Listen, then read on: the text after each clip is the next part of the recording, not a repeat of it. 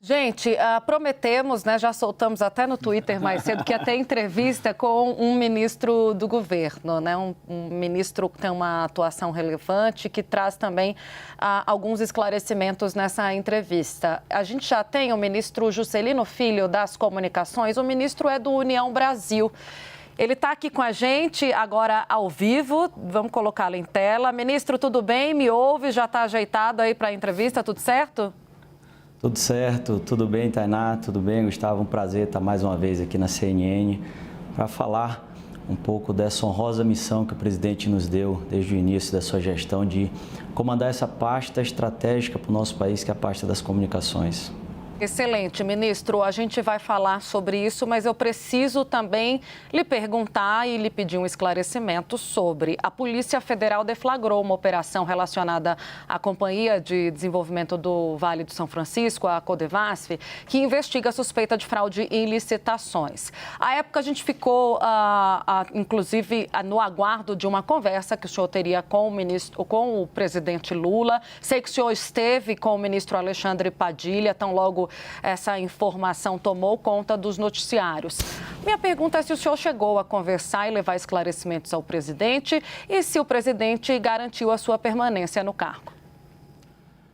Tainá, Gustavo, com muita tranquilidade que abordo esse tema, tá? Acho que tudo está sendo devidamente esclarecido e se iniciou justamente no reconhecimento que foi reconsiderado o afastamento da prefeita.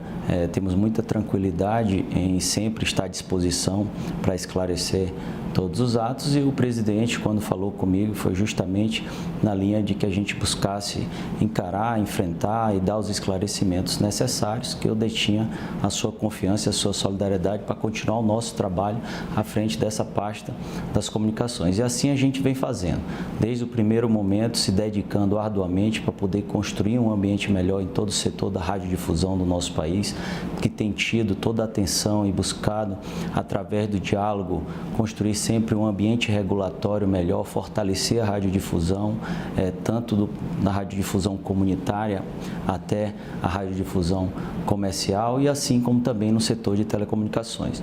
E ontem foi um grande dia para o setor de telecomunicações, onde nós lançamos duas políticas públicas importantes no governo do presidente Lula, que está tendo uma semana aí cheia de grandes lançamentos de programas e anúncios importantes do seu governo.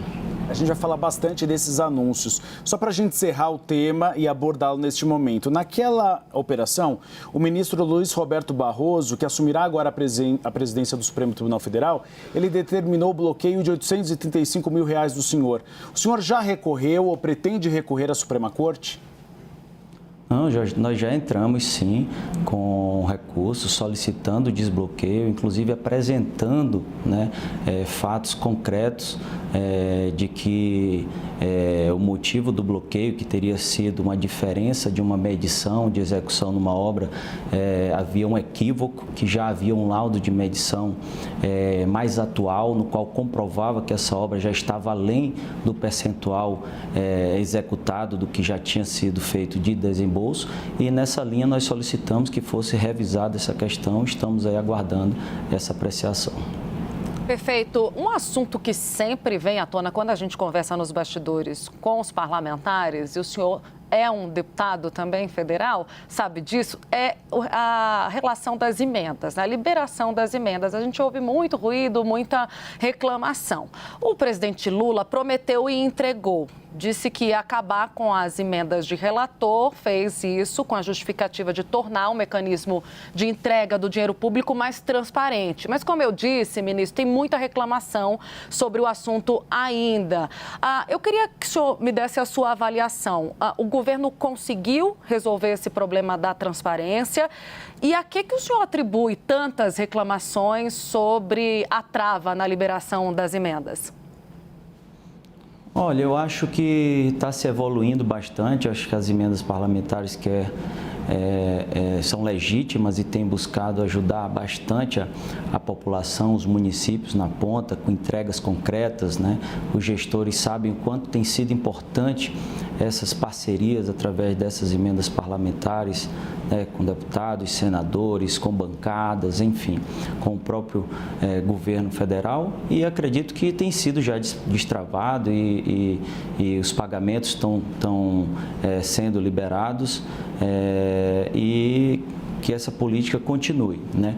Justamente buscando o objetivo principal, que é chegar o benefício na ponta para a população. Então, acho que esse ambiente de reclamações que você está mencionando aí, acho que está sendo superado e a gente está vivendo aí um bom momento de parceria, onde o presidente e o seu governo têm mostrado o quanto têm sido parceiros e aliados dos governos e das prefeituras, né? Botando realmente em prática o Pacto Federativo, ou seja, distribuindo os recursos da União com os estados e municípios. Hoje mesmo, pela manhã, participei junto com o presidente e dezenas de ministros do lançamento do novo PAC Seleções, que é justamente mais uma ação que o presidente faz para os governos e municípios. Vai abrir agora no dia 9 de outubro o sistema para que todos os governos e municípios possam cadastrar seus principais projetos em várias áreas. Vai ficar 30 dias aberto para poder receber essas demandas do município. Vão ser investimentos de quase 140 bilhões, se não me engano, que serão selecionados em novos projetos desse novo PAC Seleções. Fora que o presidente recentemente, você sabe, já anunciou a recomposição do FPM para os municípios, dizendo que nenhum município irá receber menos do que recebeu em 2023, já mandou o projeto para a Câmara. Da mesma forma, anunciou cerca de 1 bilhão e 600 de suporte e apoio no FPE dos governos estaduais, como também recomposição de queda de receita dos estados. Então, o presidente tem demonstrado de verdade, na prática, né, como se deve fazer com o Pacto Federativo, sem olhar partido, se é aliado A ou B, sem olhar rostos, e sim olhando para que o benefício e as condições dos governos e dos municípios tenham as condições para poder prestar cada vez mais um serviço melhor para a população na ponta. Ministro, o senhor considera então que o fim das emendas de relator foi uma medida acertada? E aí eu gostaria já de perguntar de 5G, porque o 5G está operando há um ano no Brasil, atendendo 150 cidades. Há plano de expansão para outras cidades e também de redução dos problemas de conectividade?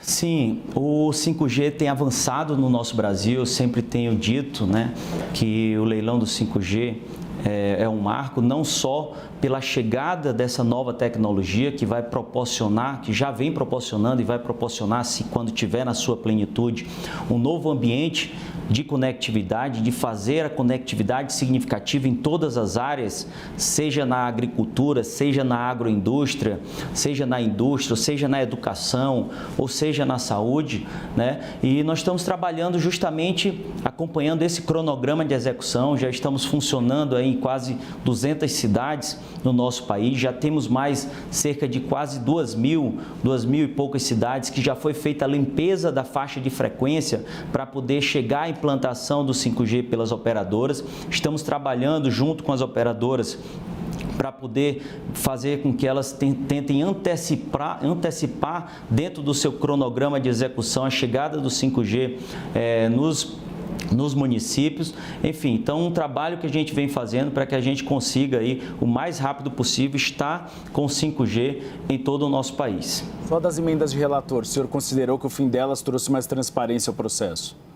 Acho que transparência é um processo que todo governo vem fazendo, né? É um processo de evolução que se vem se fazendo, desde dos municípios aos estados, ao governo federal, vem se evoluindo com regras de transparência, regras de governança, regras de sustentabilidade. Então, o governo do presidente tem pautado muito isso, governança e sustentabilidade, né? Essa ESG, as estratégias de sustentabilidade e governança. Então, acredito que também dentro do novo PAC vai estar se construindo essa estratégia de governança e sustentabilidade, como nós, por exemplo, no Ministério das Comunicações, nós fizemos o lançamento da nossa estratégia de governança e sustentabilidade recentemente, e vários ministros estão trabalhando isso, e acredito da mesma forma, seja nas emendas parlamentares ou em qualquer ação, nós temos que trabalhar cada vez mais regras de transparência, de sustentabilidade, para que a gente consiga ter um ambiente seguro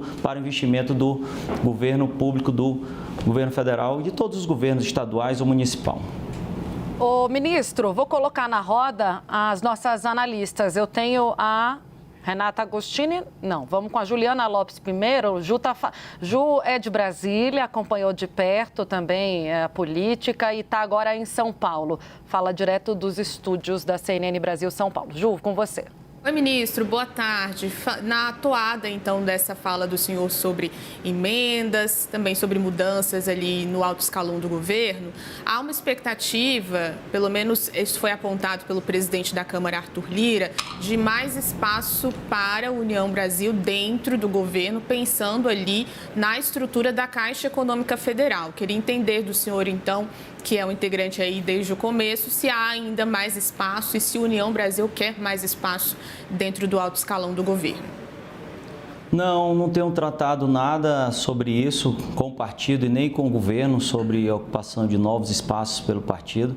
Nós temos pautado a nossa gestão justamente em buscar entregar resultados para o presidente da República, acima de tudo para a população brasileira. E assim nós fizemos no dia de ontem, tá?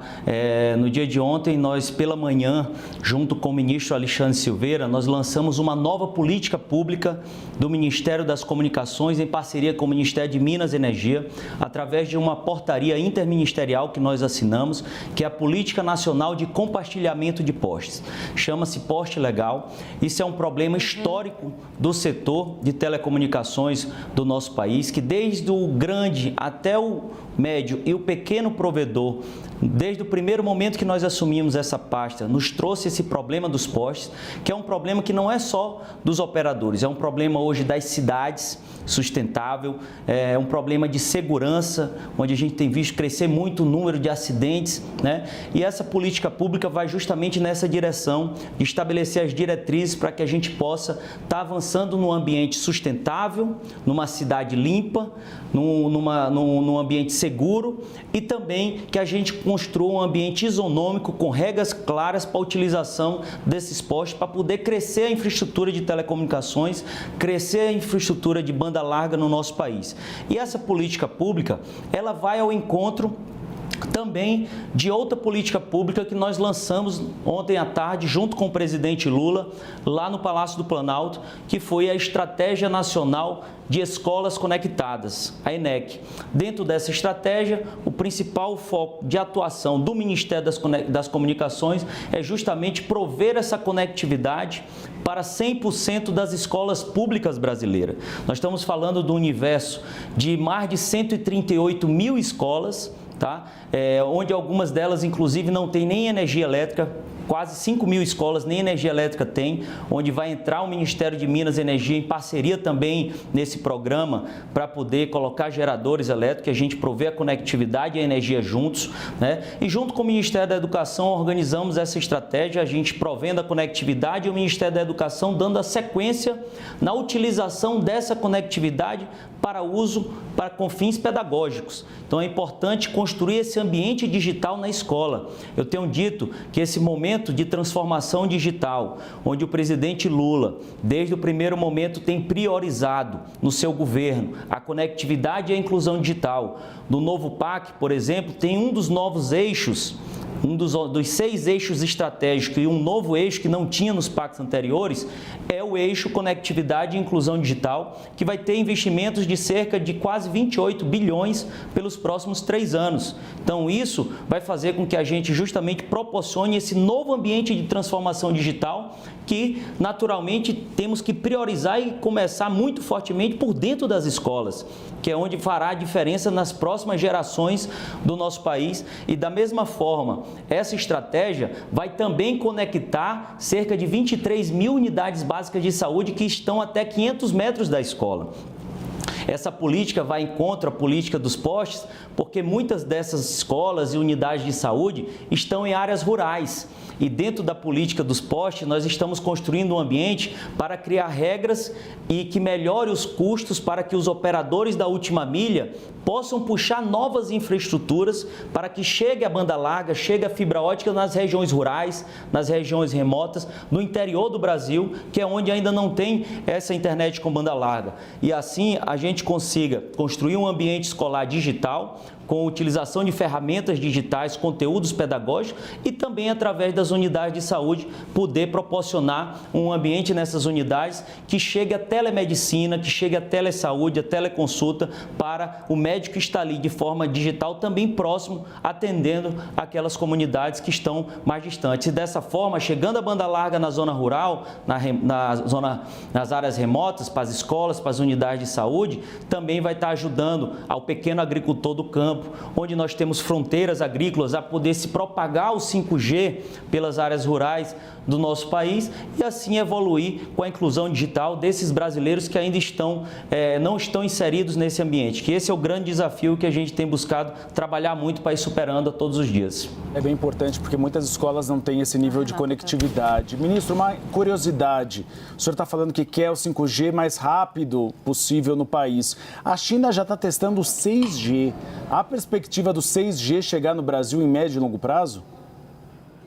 Não, o 6G ainda está em discussões, né, iniciais, em estudos, né, em testes, está começando, digamos assim, os testes, né, e assim, o salto do 5 para o 6G é muito diferente do que o salto do 4 para o 5G, né? Então, o salto do 4 para o 5G para a quinta geração, que é uma internet que tem uma redundância, uma velocidade, uma constância, né? Uma segurança, é uma evolução muito mais significativa do que o do 5 para o 6G. Principalmente, o 4G, se a gente for olhar para trás, o 4G, quando saiu do 3 para o 4, todo mundo, na vida das pessoas, teve um impacto muito grande. Quando chegou o 5G é aquela tecnologia que ela gera um impacto muito maior em alguns setores. Por exemplo, na indústria, o 5G na indústria é imprescindível, na telemedicina, em cirurgias robóticas, na agricultura, tem estudos que demonstram que as máquinas, os equipamentos no campo conectados no 5G geram até cerca de quase 20% de mais produtividade.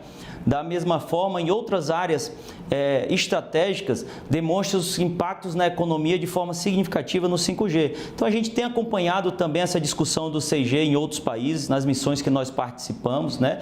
Mas o desafio do Brasil agora é justamente implementar o 5G, que nós já temos aí um leilão exitoso que garantiu um volume de recursos para investimentos no setor pelos próximos anos. As operadoras estão avançando com a tecnologia 5G no nosso país e nós vamos continuar esse trabalho para buscar antecipar e fazer com que o 5G seja uma realidade o mais breve possível, na sua plenitude, na vida dos brasileiros. Excelente. Quem vai fechar a entrevista é a nossa analista de política, a Renata Agostini. Ministro, Renata, contigo. Ministro, como vai? Boa tarde. Bem, o senhor é jovem, mas é um político experiente, veio do parlamento, por isso gostaria de ouvi-lo sobre o movimento que a gente está vendo essa semana. Deputados, inclusive também senadores, questionando o fato do Supremo Tribunal Federal, em movimentos, em decisões recentes, está entrando em atividades ou em decisões que os parlamentares entendem que dizem respeito ao parlamento, ao Congresso. Portanto, estão aí, inclusive, discutindo uma PEC que pudesse rever decisões do Supremo Tribunal Federal. Qual é a visão do senhor sobre isso? Bom, essa discussão não é nenhuma novidade, né? Não é a primeira vez que alguma matéria em que o Supremo tenha se movimentado e decidido sobre essa matéria gere algum desconforto ao Congresso Nacional. Então, é um debate que cabe, é natural, é normal ao Congresso Nacional, mas as decisões do Poder Judiciário, naturalmente, a gente se cumpre, né? E assim que eu acho que é o caminho, mas o Parlamento é um poder independente, é o poder justamente constituído para legislar, um poder onde tem representantes da população eleitos pelo povo justamente para poder construir as leis do nosso país, tem todo o direito aí de se manifestar em torno de seja qual for o tema, de buscar construir soluções ou caminho que entender que seja o mais correto possível. Nesse momento eu não estou aí participando, sou, como você disse, sou do Parlamento, estou no meu 3º mandato federal pelo Maranhão, com muito orgulho pelo nosso estado, mas nesse momento estou no Poder Executivo, nessa honrosa missão que o presidente me deu, de poder comandar essa pasta tão importante, estratégica para o nosso país, que é a pasta das comunicações, e desde o primeiro dia do ano, desde o 1º de janeiro, nós temos se dedicado muito a essa missão para que a gente consiga entregar esses resultados e avançar com essa inclusão digital para o povo brasileiro. Obrigada, ministro, pela sua participação, pelo tempo aqui com a gente no Bastidores CNN. Até uma próxima. Bom trabalho. Eu que agradeço, muito obrigado a todos, sempre um prazer poder estar aqui junto com vocês e falando para toda a população brasileira que tem a oportunidade de estar nos ouvindo e acompanhando o nosso trabalho. Muito obrigado.